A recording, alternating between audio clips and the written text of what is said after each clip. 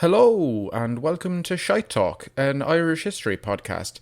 Kevin, do you want to tell the listeners why I'm very annoyed at you right now? Jason's annoyed because I'm going to play five-a-side football and he's not invited because he lives in a different country. Yes, that is exactly why I'm annoyed, and I think that is 100% justifiable. I think that that's ridiculous. You don't even like football. I don't even, yeah. You call it soccer, which is blasphemous. I think this is an absolute disgrace. I don't call it soccer. I call it kickabout. And I enjoy it as much as the next man. You do not. We've had multiple conversations about this. You hate playing it. You hate watching it even more. You hate talking about it. It's cutting me deep to my core, Kev. I'm not happy. I love everything about it. I think we were just talking about the intro song before this. I think the intro song for this week's episode should be Jinx Lennon's new single, Football. That's how much I love the beautiful game. Yeah, I think that's... I don't think if you have any other way into football other than Jinx Lennon and poetry, I don't think that's that's your Venn diagram. You care about football as much as it links to Jinx Lennon. Yeah. And Dundalk. But right, so enough about football and me hating you. We've got people to give shout outs to this week. Yeah, I was laughing that I think we've been doing this for about a year and a half. We're almost on our 40th episode. Oh, this might actually be our 40th episode. Yeah, I think, did we start out by going, sure, we'll do 20 episodes, and if people hate it, we'll just take it down and not tell anyone we ever did. Yeah, it still might do that. No, the reason I brought up, that it's been going for a year and a bit. Every time we try and do like a sort of a new thing, the only thing we've been consistent at is how inconsistent we are. Like 2 weeks ago, we were like, let's start this new thing where the first person to donate a $5 this week, we'll give them a shout out. And then week 2, we forgot to do it. But here we are in week 3, back on our new thing that we're definitely going to remember to do. Well, but it's either a case of we forgot to do it or we had 1 week of people getting in touch saying nice things, and then come week 2, we're like, right, forget that segment. We overshot ourselves. We thought that the love wouldn't stop, and it did. But I think so. Our shout out from 2 weeks ago was to Stephen Cox, a long-time fan of the podcast, a great supporter of the podcast, a sound man. And here's hoping yourself and your fiance are hearing this in good spirits. And then we wanted to thank Owen Mangan for his sage advice. He's rooting for us. He is. Owen got on to us with like a giant list of what we could do in terms of sponsorship and how to make money from this thing. So we could, maybe he just hates us plugging the sponsorship. Maybe, thing. Yeah. He's like, if I give him enough money and tell them how to make money, they'll stop fucking going on about it. Yeah, I think that's, give a man a $5, he'll shut up for a week. Tell a man how to make his own $5, he'll finally stop plugging buymeacoffee.com. As always, you can follow us at Shite Talk History, Instagram, Gmail. Now we're on Twitter and Facebook and the whole lot. And another person you could follow online or listen to the podcast of is one of our friends, Michael Rice, a phenomenal comedian from Kilkenny, which would be close to where I'm from back home, so up the sunny southeast. Is that still a thing? I don't know. The sun's been cancelled. But he runs a show called The Mike Rice Show. It's hilarious. He does solo podcasts sometimes. He gets well-known guests on. I was listening to the Owen Colgan, the Buzz from Hardy Books the other week. It's very good, nice personal chats and funny. Well, so listen, Jason, let's let him tell you in his own words. Here's a little ad from Big Mike Rice. Hello, my name is Mike Rice. I am an Irishman. I have a comedian, I am a podcast, and I love you. The Mike Rice Show podcast is out every Thursday, where I talk about current events. I tell stories, mostly about myself, yes, but I think in an interesting way. I'll give up details. I'll talk about the time I tried to kiss my cousin. Did I know she was my cousin at the time? I was painfully aware. She said no, I moved on. Not without the scars, though. What are family events like now? There's a lot of playing deaf and dumb, if I'm honest. That's what I mean. I'll debase myself. I'll tell you family secrets, anything to entertain you. Kevin and Jason, do you think they're squeaky clean? Come on, get real. Wake up. No one likes history that much, okay? There's a seedy underbelly. I'll tell you about it. The Mike Rice Show. So go check that out whenever you get a chance. I was going to say right now. Don't continue listening to our podcast right now, and then once Leave you're it done, for like 40 to 45 minutes, and then go check out Mike Rice. yeah. Well, I would say don't even go straight away because you want to leave some breathing room Sure, between our yeah, podcasts. yeah. Think about it. Let it sit. Let it let it digest somewhat. Let it marinate. Yeah. Because there's a couple of hard hitting ideas in this next 40 minutes. Ernest Shackleton gets slandered. I feel like most people who come up on our podcast get slandered. And That's I was true. going to say by us, and I feel like you looked at me when I said that as if to say, I'm not sinking with your ship, Jason. Okay, I slander Sure. most people on Well, our podcast. in this week's episode is extra special. We somehow managed to make fun of the Daily Mail for having unscrupulous slander tactics. And then I think within the same breath, we slander about 4 people and pin a crime on them from 100 years ago. So, Yes, but listen. But we're not media professionals. No. I don't have a long running history in the world of journalism, and I really should take better care of what I say on microphones. Listen, anyone we slandered, it's fine. They can't stand up for themselves because they're dead. So you let the listeners decide for themselves. Decide based on the facts that will. you selected to give them of this case. Okay, well, I will let them decide. They can decide right now. Enjoy this week's story, the story of the theft of the Irish crown jewels. Good luck. Gather around now, you're in for a story. Old tales of lore, all in search of a glory. The history and mystery of lads, lasses and all. Discoveries and voyages, the rise and the fall. Follow me now as we go back in time. We trace the steps of Irish lineage to find Jason from Carlisle and Kevin the dog. Guide you through the ways of Shifall. The jewels belonging to the most illustrious order of St. Patrick were created by King William IV back in 1831 for the sovereign and the Grand Master of the most illustrious order of St. Patrick. Good. I liked how you pronounced Patrick better the first time. How did I say it the second time? Like you'd been living in Texas for too long. Uh, The Great Order of St. Patrick. St. Patrick, You threw a couple of extra vowels in there. the most illustrious order of St. Patty's. So what was so illustrious about him? I know, some kind of an order. They had one of these things was called the Star of St. Patrick. They looked very fancy. Also, I thought you'd question me on what the most illustrious order of St. Patrick was. That's because it was an order of knighthood, Kevin, in Ireland that was established in 1783 by George III. If you weren't sure, Kevin, that was the third George. Yeah, alright. He famously came after George 1 and then And George 2. Yeah, it's to be fair, it was a relatively new name back then. So since then we've had millions or probably at least thousands. But back then there was just the 3 Georges. But funnily enough, by chance, he was also the then King of Ireland. No way. Yeah, I know. Just who would have believed it? But yeah, he was the then King of Ireland, and these jewels, belonging to the most illustrious order of St. Patrick, were meant to serve as an Irish equivalent to England's most noble order of the Garter, or Scotland's the Order of the Thistle. Did you look into what the Order of the Garter was? Because I've seen that a lot, and it sounds stupid.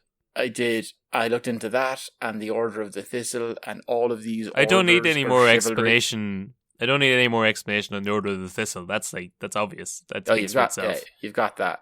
Yeah, Yeah, it's, they love the Thistle. Also, why Wales is always left out of these big things? fans of Christmas trees. You know what they're all about. Name says it on the tin. But now these are all part of the English honours system. Now the most illustrious order of St. Patrick was the equivalent to the Order of the Thistle in Scotland. Right. The second highest rank of English knights. Obviously they keep the English for themselves. So in England they can be outranked by the Victoria Cross and the George Cross. Now I did, to answer your earlier question, Kev, I looked into all of this. I looked into the St. Patrick, the Order of the Thistle, Order of the Garter, Victoria Cross, George's Cross, and I'd say I spent a combined 20 minutes, 25 minutes, max 30 reading into this stuff before I realised that there's just better things to be doing with your life. Yeah. It's not worth it. But, No, it doesn't need any there- more explanation. We all know. So it's a garter. A garter is the thing that keeps your stockings up. A thistle is like an angry weed, and St. Patrick killed a load of snakes. Yeah. Done. I can see the common denominator in these things. Yeah, listen, you don't have to spoon feed me. I know what this is about. Because, you know, snakes sting, thistles sting, garters or socks for boots. There's a snake in my boot. There you go. There you go. So the jewels belonging to the most illustrious order of St. Patrick were... Just one more time. Oh no, that's going to happen a lot. I've written this out in the script. I could have just said the Order of St. Patrick, but I felt the need to say the jewels at the time, where they do have the actual term, the jewels belonging to the most illustrious order of St. Patrick. This is all capitalized. Perfect. My sister said to me before that she's never heard the term crown jewels more than on this podcast. So I'm hoping we'll throw in a couple of those as well as the illustrious order of St. Patrick. Yeah, we might get in there at some point. But these jewels would have been worn by the sovereign when new knights were being inducted into the most illustrious order of St. Patrick. Okay. And also by the Grandmaster on other formal, fancy, ceremonial type situations. I don't know what fucking knights and noble people do. I don't know what English people do. But the outfit... Well, it sounds like this is what Irish people were doing. Yeah, but it's what Irish people were doing when they were... It's the English making them do it. It's all... These are knights. Like, this isn't any... What we would have... These are posh boys, Kevin. Yeah, that have okay. nothing to do with... These are Irish in all but name, but I don't think that they would have really cared too much for our freedom. So the outfit for the whole regalia thing, like using that word, the sovereign's regalia, if you will, Kev. This was only meant to be slightly more fancy than the rig out of the normal bog standard knights of England at the time. However, that was changed in 1831 when it got a bit of a bump in quality. Now, the jewels were sent over to Dublin from London on March the 15th by the 18th Earl of Errol, which Earl of Earl, basically. The Earl of Earl. Yeah, it's get a better name. But he's not important. That's the one I would want the most. The Earl of Earl? Yeah. I suppose it's easy to remember, but we don't have to remember it. We can forget him pretty quickly because he doesn't have any other part of this story. But the jewels belonging to the most illustrious order of St. Patrick consisted of 394 stones taken from older crown jewels that had been in England, taken from Queen Charlotte and her husband, George III. He had started this organisation, I guess. And there was 394 of them. Yeah, loads of jewels, man. There's loads of jewels just absolutely wedged into this thing. Now, on Wikipedia, which is where I find most of our stories, there's a badge, quote, on the badge of St. Patrick's blue enamel, the green shamrock was of emeralds and red St. Patrick's saltire of rubies. The motto of the order was in pink diamonds, and the incrustation was of Brazilian diamonds of the first water. Very good. Now, I don't know what any of that. I know what jewels are, but I don't know. I'll tell you what. I looked up their value, and that's about all I can do for you. Okay, right. How much were they worth? So the diamond star valued at about £14,000, the equivalent of about £1.5 million in 2019. Okay, not 2020. No. You got all the way there, but then you're like, fuck. It's not. Do you know what? Someone had written this thing down last year and hadn't updated it yet, and I wasn't going to do it. I couldn't go through and find the inflation between 2019 and 2020. You couldn't do that. They give you like 100+ odd years of work, and you couldn't even bring it across the line. I couldn't have just multiplied by 1%. No. But the diamond badge, now that was valued. That was even more expensive. That was at £16,000, the equivalent of £1,700,000 in 2019.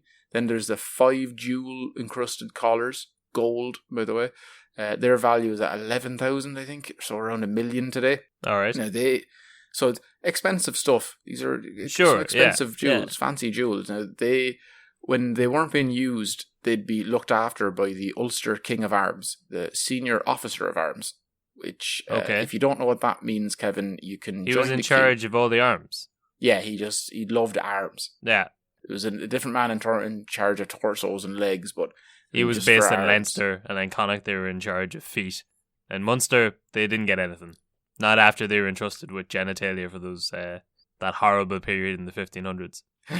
Right. Well, thankfully now the King of Arms would have used those arms to place these things in a vault, a bank vault, if you will, because they obviously wouldn't be out the whole time. They have to keep these things. They're worth a lot of money. You keep them Yeah. squared away. You know. Now, We just but put them in a bank vault where no one can see them. Yeah, which seems that's the best place to put them, because then Does- no one can rob them But or surely see them or use them. the Master of Arms or whatever has a castle or Ki- something. King of Arms. Is he the King of Arms? He's the King of Arms, but he's also, I guess, more of a he's the King of Arms, but it's more of a political position. You're not an actual king. Right, sure, yeah. He has Yeah, no command so- over people's arms. No, the only time, every so often he will walk up behind people, put his arms in their arm pockets and scream, "These are fake arms!" So he's But less of that's- the King of Arms and more of just a handyman. Oh.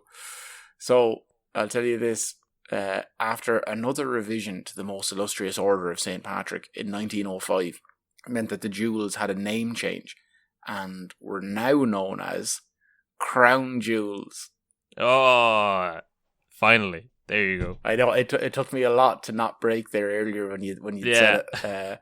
But by 1907, they were known simply as the Irish Crown Jewels, Okay, so going belonging to through the Most Illustrious Order of St. Patrick. going through a lot of They names. were just called the Irish Crown Well, Jewels. no, we can call them the Irish Crown Jewels belonging to the Illustrious Order of St. Patrick. But they're going through a lot of name changes pretty quickly then. Fairly early on, yeah, they got to figure out what, I suppose you can't take English crown jewels, turn them into just jewels for some Irish thing that aren't crown. Like it makes sense, I guess. I suppose. Because they were downsizing or downplaying the importance of these jewels when they gave them to the Irish, because they were important in England. But Well, now so it's- 1905, 1907, they're changing the name. Someone's got their finger on the pulse. Someone's like, I know what's wrong with the Irish at the turn of the 20th century. They're going to want to make sure that these jewels are named correctly. I can see this being the most pressing issue of the next decade. they're a part of it. I don't think it's so much.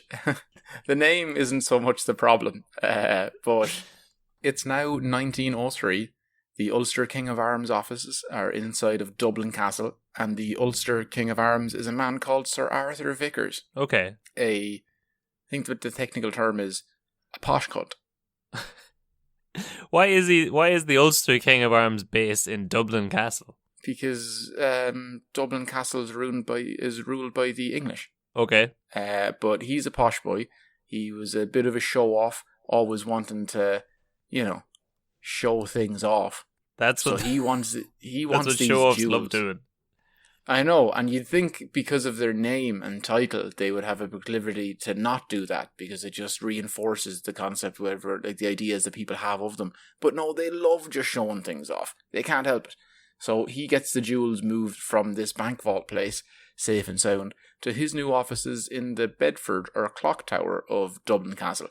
Okay. So Now I they're do either realize coming- this is exactly what I said he should do at the start, but now you're kind of setting it up as if this is a bad idea. So I want to withdraw my earlier statements. They'd be fine in the bank. You don't need to see them. You don't ever need to look at them. Well, because they get moved to this new safe, and they're meant to be placed in a strong room. I could have said vault, but strong room is a way better name for it. That is much cooler.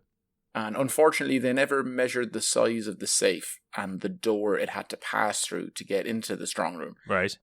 First mistake there, it's as the old saying goes, measure twice, lift a giant feckin' heavy safe across Dublin Castle for no apparent reason once. Yeah. That's what my granddad used to always say, but he was a notorious jewel thief. So, I don't know, in hindsight, I wonder did he do this. But a little bit about Arthur Vickers. He was a genealogist, always wanted to be. Wrote the index to the to the Wills of Ireland, 1537 to 1810.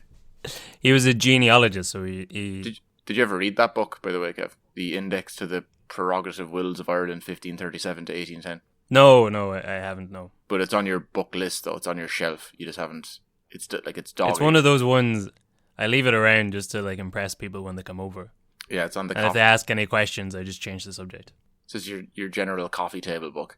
Yeah, exactly. It's one of those. It's just one of those things that you have in the bathroom.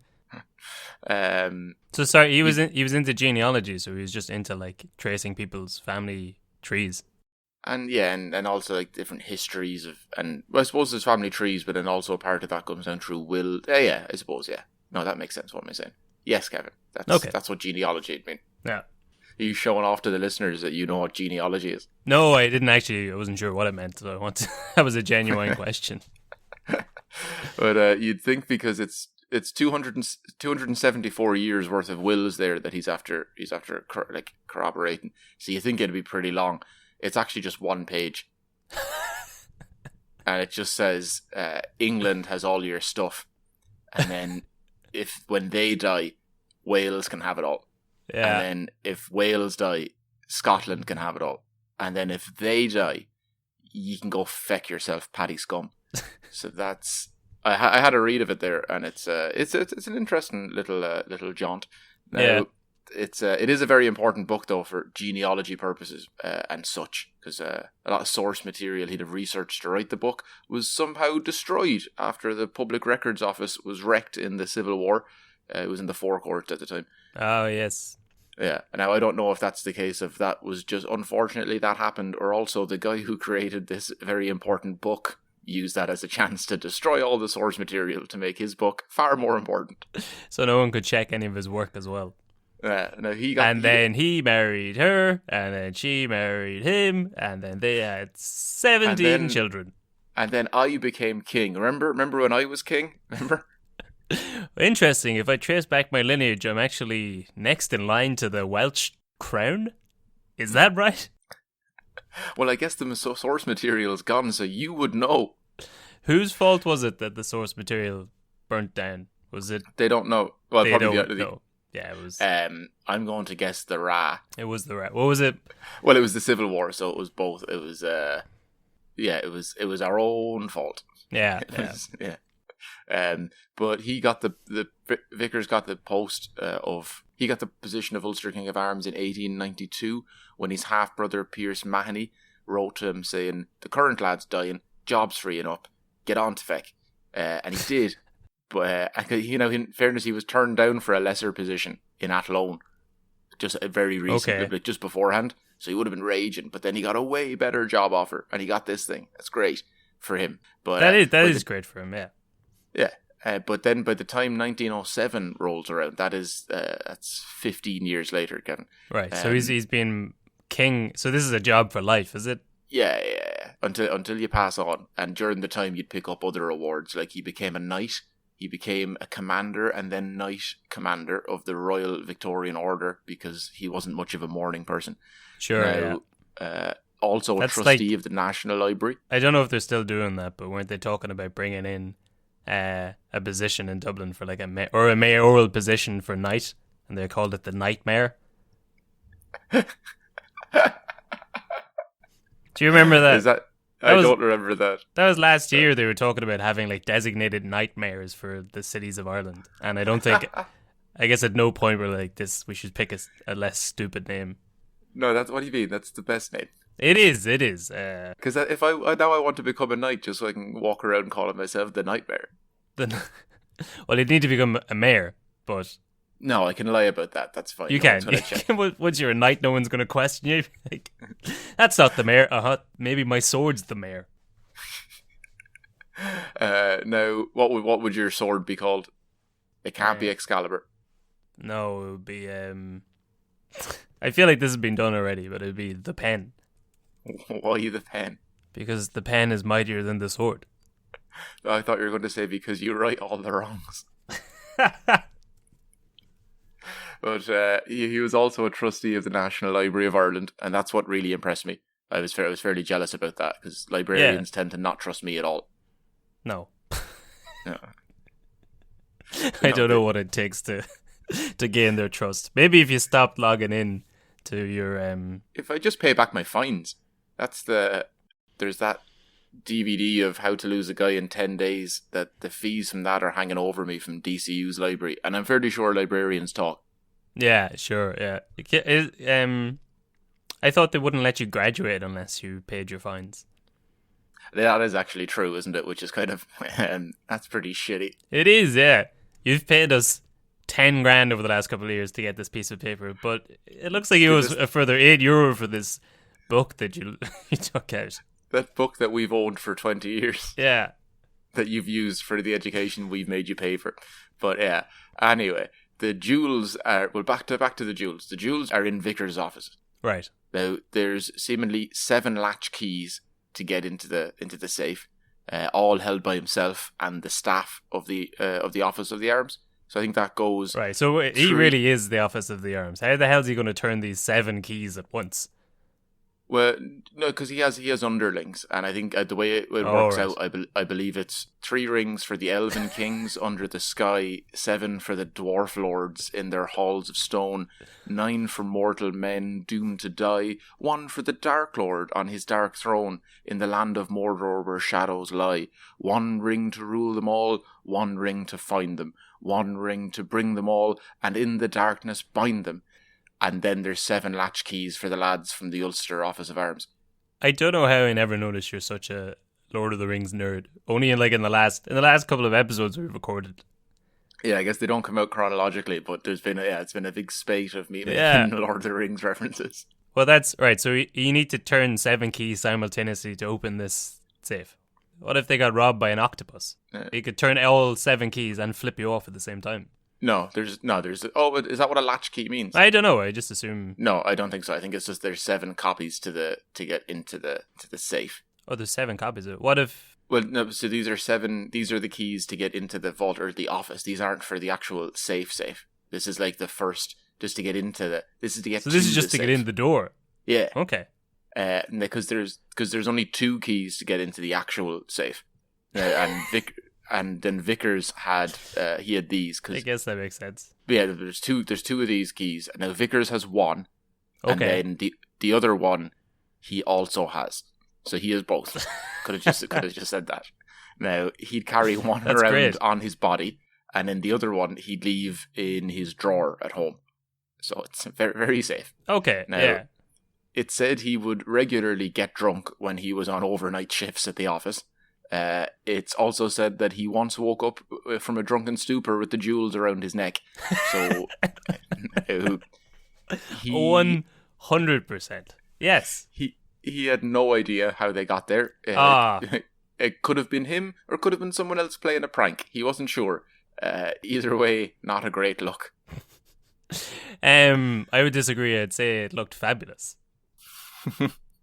That's 100%. That's what you would do if you had to work the overnight shift at the Crown Jewel factory, and you've got all the keys. Yeah, I like that he was allowed drink on the job as well. That seems like a good perk. But of course, you're going to try them on. Well, we'll get into the drinking thing in a bit because we sure will. Another time he had left the key that he kept on him attached to his regular keyring instead of separately, and they were found by one of his maids and a porter or servant. Had to bring him to the Chief Herald. That's a big up library dude, which probably wouldn't have been a great look, but it wouldn't have been as bad as when Lord Haddo, son of the Grand Master of the Most Illustrious Order. So like a chambermaid found the key to the safe. Yeah, that's got to be a big choice when you have that, and you're walking to turn it in. I imagine your life is kind of shit, and you're just walking up the steps, and literally on your left is the safe, and on your right is the guy you have to hand the key back to. Well, yeah, on your right, you're prick of a boss, and on the left is freedom. Freedom, the money to buy whatever you please. And she gives the key to a porter or a servant. And then he has to bring them to this Chief Herald dude. So these keys have now passed through 3 people who all have had the chance to rob the place. Because it's Vickers' fault. Yeah, for not having these keys. You've already got an alibi. The drunk man who likes to put the crowns on has lost his key. Well, now, I don't know how important. Here's the thing: there's this next tidbit will. Okay. This might clear up a bit about Vickers, and it's none of that seems that important, or else it's very important and part of the whole story. But it gets knocked down in terms of ridiculousness because Lord Haddo, the son of the Grand Master of the Most Illustrious Order of St. Patrick, Lord Aberdeen the Seventh. Now, do you see how awkward that name is to say? Yes. And I haven't actually said his name whatsoever. No. Like, I haven't referenced, is his name John? Is it Jerry? Is his last name Conlon? Is it Fitzgerald? No, nobody knows. His last name is the Grand Master of the Illustrious Order of St. Patrick and Earl of Aberdeen the Seventh. The Seventh. Yeah. So his son, Lord Haddo, once stole the keys from a drunken Vickers and messed around with them all night before returning them, before Vickers had woken. He also once stole the jewels and sent them back to him by post. So Vickers is pretty bad at his job. What a moment that would have been as he undoes the parcel. So, presumably he hasn't noticed that they're missing at this stage, and he's just like, why has someone sent me these replica jewels?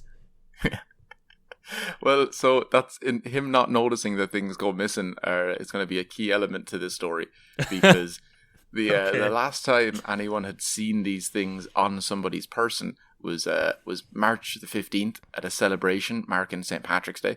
Vickers showed them to a visitor on June 11th, supposedly, at John Hodgson, the librarian of the Duke of Northumberland, which I don't know if that's a position, but now it's I feel July like in 6th. these days you could just say anything you wanted.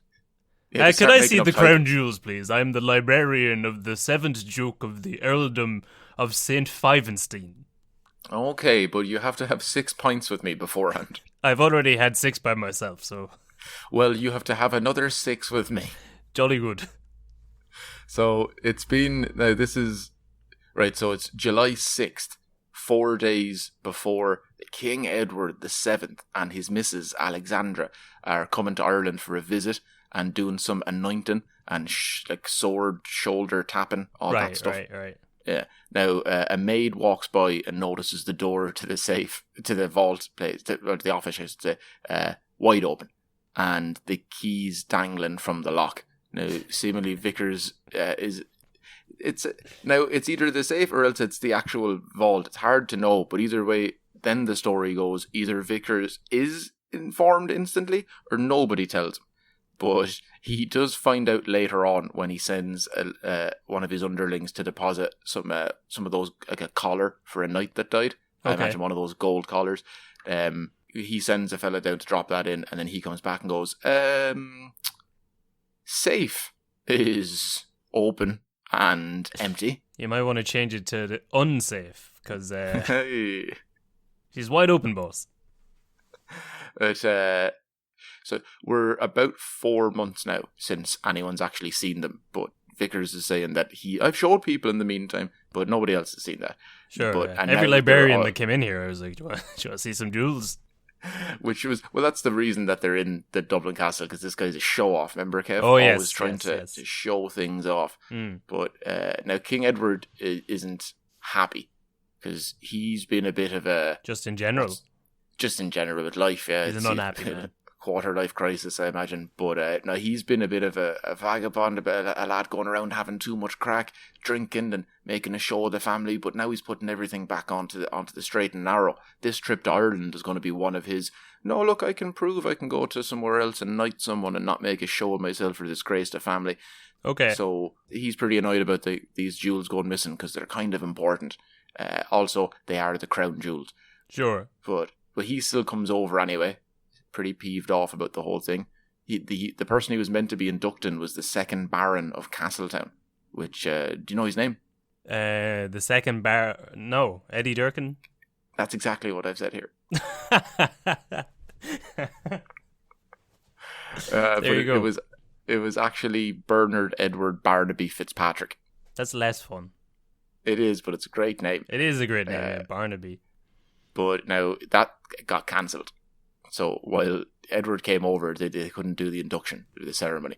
Now the Dublin Metropolitan Police, which is far cooler. But did they tell him before he came over? They told him the jewels were gone. Yeah. So why did they let him come over? And then when he got there, like, I would just have to cancel it. You're not just going to scrap your holiday because of one thing, Kev. Oh, you know, this is like you're going to Prague. You want to go see a Salvador Dali exhibition. Oh no, the Salvador Dali exhibition's been cancelled. You still go and rail a bunch of cocaine with hookers. Like, that's just, it's all is not lost, Kevin. There are other things to do, other cultural things to see in a city, experience to have, things to glisten and glean from for the future. Like, this is just be a man of culture for once, Kevin. Now, the jewels are missing, but the whorehouses are open. Yes, we'll carry on. We'll make lemonade, as they say. I believe that's what Simon Harris was saying as COVID was in its height. I think so. Now, the Dublin Metropolitan Police, the DMP, which is a far cooler name than the Guards, started an investigation led by Detective Chief Inspector John Kane over from Scotland Yard. So you know he's good. Sure, yes. Yeah. Is he any relation to Horatio Kane? Oh, I never looked into that, but let's say he is. Let's say it for sure. But Scotland do have all the best detectives. Yes. I think, because they're all in that yard. Yeah, because, all Scottish people are criminals. Yeah. So it makes sense that they would have very good detectives. But his report is said to have named the thief, but it was never released, and rumours of it being suppressed by the RIC, but sure, who knows. Now, Vickers was asked to resign his position, which is fair.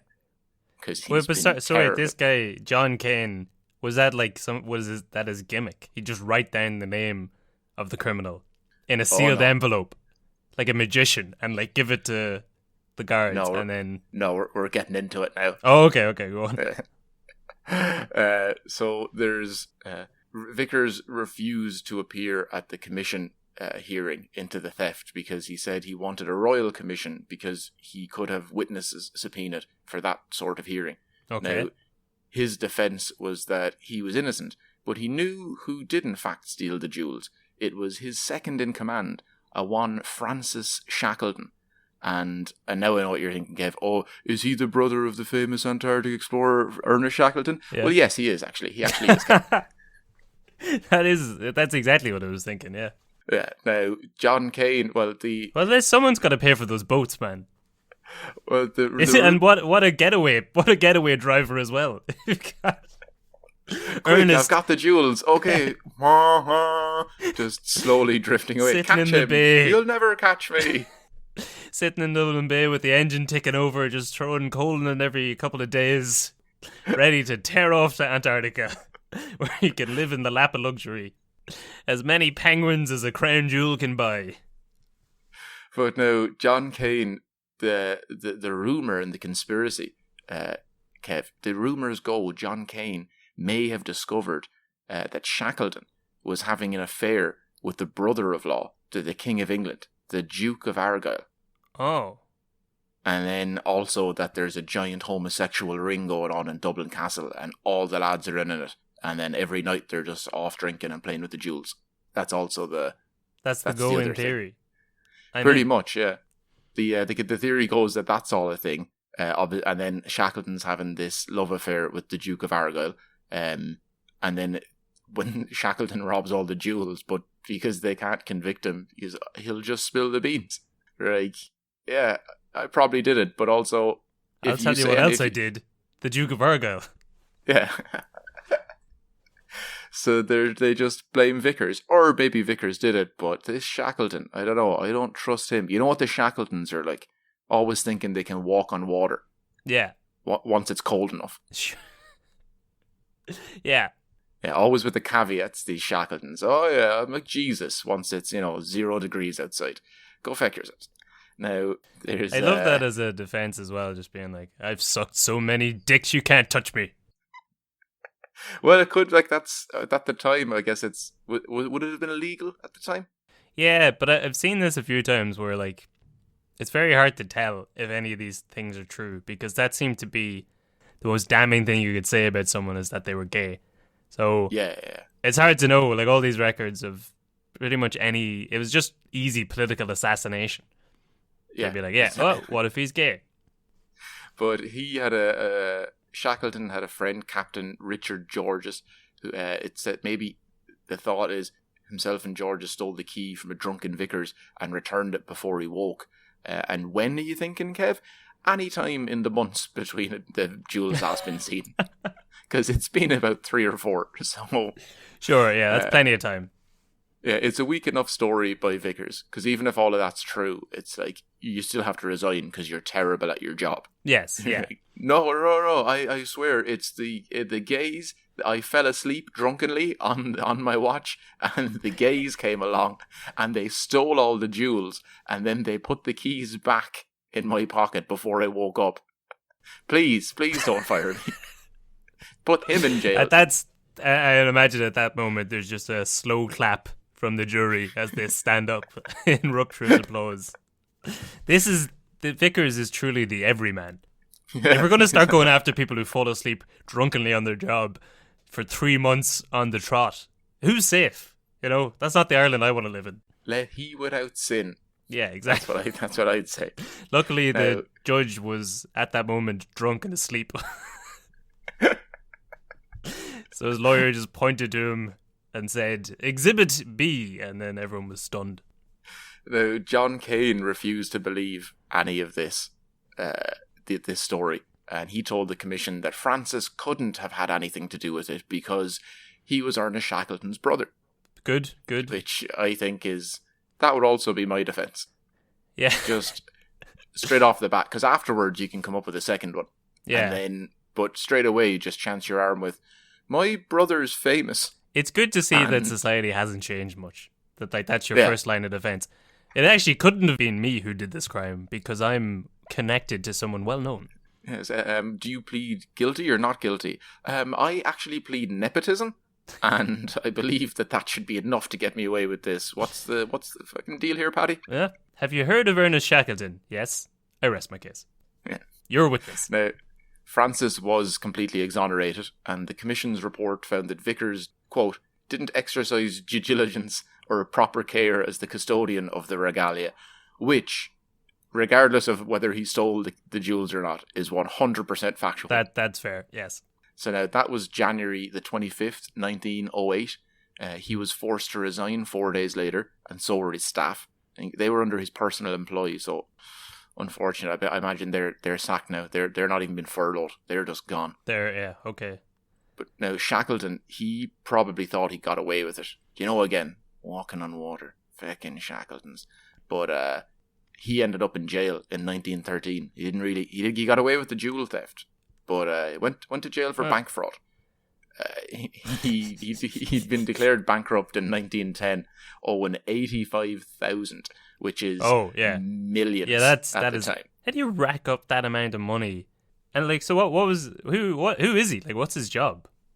Well, he had fled to the Portuguese West Africa, but was found and brought back and sentenced to 15 months hard labour. At that point, he changed his name and started to live with his sister until he died. And that's the end of Shackleton. But like, how, like, what was he doing? Like, how did he manage to rack up that much money? If it wasn't true, I imagine he did steal the jewels and then spent a lot of money.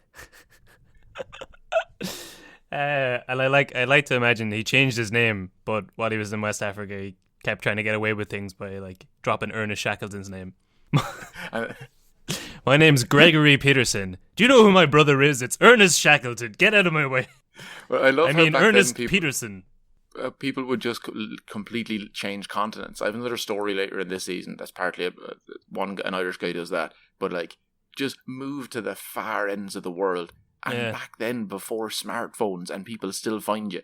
Like, how thick do you have to be? I'm pretty sure I could have been a murderer back in the day, like just a famous serial killer, like a Jack the Ripper type, because it would have been so easy to get away with things. Sure. Well, like how many people did Jack the Ripper kill? Like 4? It's only a couple. And then even then, everyone's like, "This is a pandemic." Well, I suppose it was a different type of pandemic, but sure. Scotland Yard wasn't so hot on that one. Well, John Cain was busy over in Ireland dealing with the crown jewels. He's their head honcho. So do you reckon Shackleton did it? Oh, more than likely. That's wild. Yeah, just stole the crown jewels, but I mean that's what happens when It's just a series of bad ideas. Let's take them out of the secure vault where people aren't getting drunk and then playing with them. It's a bad idea. And I would have, if I was Shackleton, I also would have stolen them. Because I'm like that chambermaid when she's walking up and she's like, oh, Sure. on the left here's freedom, on the right. And I wouldn't have even, I don't have to make that decision. As soon as I find the keys, I'm like, okay, when is he asleep so I can go steal these?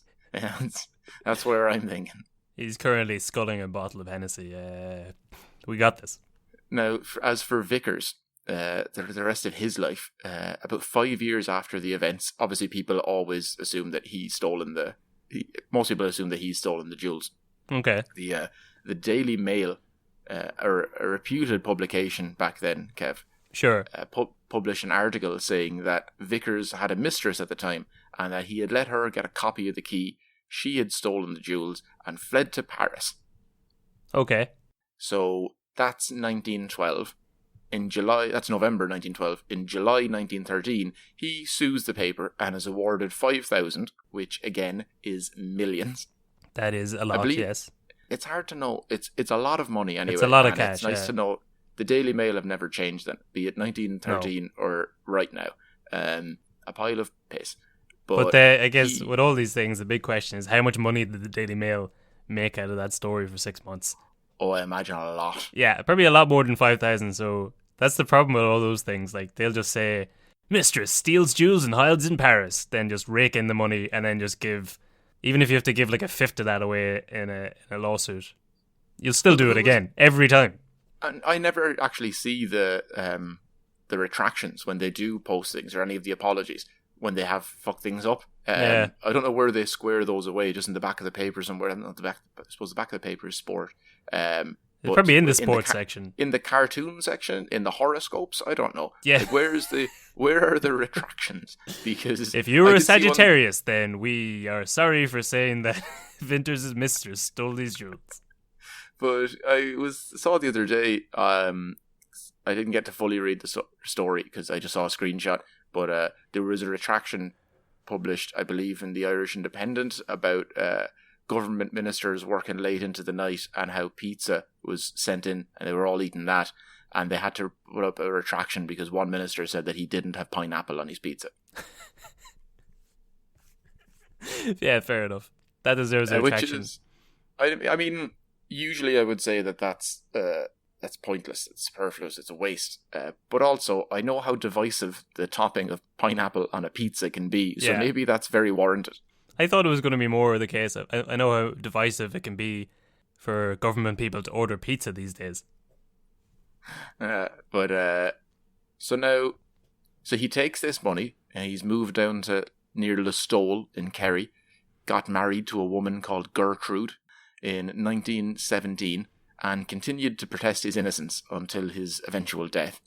Now, in May 1920, just 3 years after moving to Kerry, he was sleeping peacefully in his own bed, on his own land, and his own home. And up to 100 armed men stormed the gaff at gunpoint and tried to break into the strong room, Kevin. His strong room. Yeah, that's what I read. I only read that in one place, but that's where I'm going to go with it, because everywhere else said vault, or it didn't happen, but I'm saying strong room. Don't listen to the naysayers, man. This absolutely happened. So, obviously they thought he still had them, and for some reason hadn't sold them. He was just holding on to them as an old man. Yeah, pretty much. But none of it, they couldn't find it, or else this story never happened. But, because I feel like it gets confused with this story of about a year after that event. Maybe they both happened, but about a year after that event, in April 1821, he was dragged from his home by 30 armed men this time. His home was set alight, and he was shot in front of poor Gertrude. Jesus Christ. With a placard around his neck calling him an informer. Or, in modern terms, a tout for the Gardaí. Oh. Yeah, as an act of retaliation, the British forces destroyed 4 shops of rebel sympathisers in the town. Okay. Because it was the Ra that did it. Yeah. So this is what, during the Civil War? Yes, this is 1921, so this is... Well, no, because Treaty's 22. So it's just the War of Independence. Yeah, this is around the War of Independence time. And you're in Kerry. and everyone thinks you've stole the Irish crown jewels. I can completely see how this would happen. But they shouldn't want the Irish crown jewels, surely. Well, no, it's just because they're You called the stole Irish crown jewels. the symbolism of a British monarchy, and we want them back. Also, fuck you. Yeah, because they're also not our jewels. They were taken from the English and they were given to the Order of St. Patrick. It just eventually they started calling them the Irish crown jewels. Right. But hey, still, they're ours, and I imagine they're green.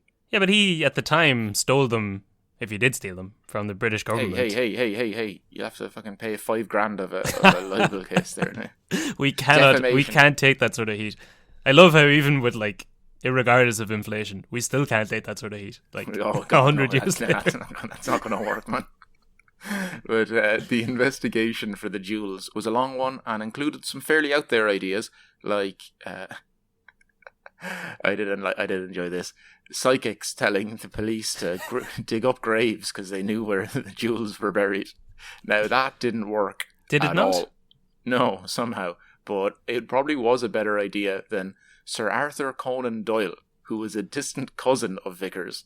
He offered his assistance, Oh. which was probably about as useful as the psychic, because neither of them are detectives. They That both is just make up stories. Amazing. What's the modern equivalent? So he, like, is this the modern equivalent of, like, I'm not a doctor, but I play one on TV? Was he Yeah. into his own bullshit? Yes, it's exactly what it was. Oh, it's that's kind of like, amazing. it's like if Dan Brown walked into it. It's like, no, dude, you make everything up. It's like, no, but trust me, I am an expert in this. You're like, no, Oh, precursor to all of your books say everything in this is fiction. You're like, no, but fucking trust me, I've got this. where is the movie of this story? I want John Cain to come in from Scotland Yard and then just to be outshined by a man wearing the Sherlock Holmes hat with his pipe. Well, was Sherlock was he kind of based on Sir Arthur Conan Doyle? And what I'm asking is, was Sir Arthur Conan Doyle a heroin addict? Maybe, yes. Yeah, because you could see it then with just a lot of drugs when he's walking around Dublin going, I've cracked the case. You're like, come on, man, get off Abbey Street. If you're a fan of heroin, there's no better place than Dublin City. But other theories suggest that it may have been a Republican group who was involved in stealing the jewels. Others say it could have been a Unionist group. Or maybe Lord Haddo, the guy who was stealing them and posting them back, did it. Well, he was out of the country at the time. I feel like he's probably in the clear because he had them. That's what I was thinking. Yeah, it's like if you've stolen the jewels but given them back, you're probably far less likely to. You're taken out. It's like no. He has before thefted the jewels. He has stolen them, but he's a good skin. He gave them back. He would have only done it as a prank. Yeah. Now, so they were never found. They're still out there, Kev. The Irish crown jewels to this day are still missing. That's they're definitely in the Arctic then, or the Antarctic. More than likely, or else someone just misplaced them around Dublin Castle and then couldn't find them. So it's easier to go, someone stole them than to look around. People just going, hey, they're probably in the last place you looked. I was like, they're around Vickers' neck. I don't know. He's dead. The whole case has gone cold. I don't know. But yeah, that's our. I don't know. We've making it a tradition now to do a crown jewel story. Yeah, almost every year. We might run out pretty soon though. No, I can't think of any other ones. But I mean, if we just do 3, that's pretty. The Russian crown jewels, Thomas Blood, and the British crown jewels, and now the Irish crown jewels. And then the jewels belonging to the most illustrious Order of St. Patrick. Brilliant. Yeah. That's what I also didn't know that Arthur Conan Doyle would have been alive. I thought he was older than that. That he would have been alive during the 1920s. Probably would have been later on at that stage, but I think he was actually living with Vickers for a bit at the time, which is probably why he was hanging around. But just the gall to be like, I can sort this out. You, Inspector from Scotland Yard, I've written about your sort before. I know all about you. Although I feel like it seems unfair, but I assume... But yeah, you're right, Sherlock Holmes, who's famously a detective and a heroin addict. For some reason, I assume that Arthur Conan Doyle is just the heroin addict. You're supposed to write what you know, but for some reason, I assume all the negative bits. But he doesn't know anything about police detectiving. Well, so that's when I looked it up, and I'm sure you'll find some accounts of people saying he did, but for the most part, no. Just an author. Like that guy, he was not a detective. Sure, yeah. Which is why the Scotland Yard were like, thanks for all of the offer, Sir Arthur. But do you know what would be a whole lot more useful if you just go and boil up that spoon for a second and then and have some fun for yourself over in the corner. Thanks. Cheers. Good luck. That's amazing. That's so. Who do you think did it? That's my favorite. That's my favorite cop phrase when they're like, "Who do you like for it? Do you like anyone for it?" I like Shackleton for it. Yeah, because especially with all the debts he accrued and everything else, so like there's something up with this fella. But again, you don't suspect the man who posted back the jewels. How did he get so much debt if he had the jewels? Well, it was. Yeah, but I don't think it's Lord Haddo, because he was out of the country and had an alibi, and also anytime he had stole the jewels, he'd given them back. Right. He was only kind of having the crack with them. I don't think it was Vickers, because he doesn't seem like he would have been sober enough to pull this off. Yeah, and also like it would have been too on the nose. Like, imagine you tried to rob the place, and then the next day they go, "Wait, what happened to jewels?" He goes, "Oh, those things, yeah. Oh, shite. What's the? I haven't seen those in. I think the last time, I think Shackleton might have them. I think maybe." No, you're going to jail. So that's why I don't think it's him. It's well, definitely also, I mean, yeah, he just like his whole life was basically just getting pissed and wearing the jewels whenever he wanted. Why would he steal them? Yeah. I mean, Exactly, what yeah. he literally He had couldn't access. have gotten a better status in life. Damn. Yeah, good point. Yeah. So then I think are we coming to the conclusion it's definitely Shackleton? It's definitely Shackleton. Okay, well it's Francis Shackleton. We were waiting for that $5,000 fine from the Shackleton Heritage Fund. If they do get onto us, there might be a trip for us to Antarctica. Not so. Wait, where were they? They're from Kildare, was it? Something like that. Yeah. Something like that. Yeah. Yeah. Yeah. Sure. I think that's the end of this episode. Great. Cool. Very good episode. Thank you very much, Kevin. That's we went lighthearted enough because I just picked a story where there was no one getting killed or maimed. He got dragged out and shot in front of his wife. I actually feel like we skipped over that a bit. That's hard. Oh yeah, there was that bit, but that's how I assume that's how most deaths occur at the end. If you get to your later years, you get into your 50s plus in that time period, you're just going to end up. It's kind of like how they say 100% of men out over the age of 80 will get prostate cancer. Oh sure, yeah. 100% of men who live past the age of 50 in 1920s Ireland will be pulled from their bed at night time and shot in the head in front of their wife with a placard around their neck saying you're a tout for the Gardaí. And tell me this, sir, have you ever spoken to or waved at any British person in your life? Well, I shoot him. Guilty as sin. Drag him out of his home. Yeah. Okay, well then, Kev, I will see you next week, as well as all of you good listeners. Perfect. All right. Good luck. Shafter.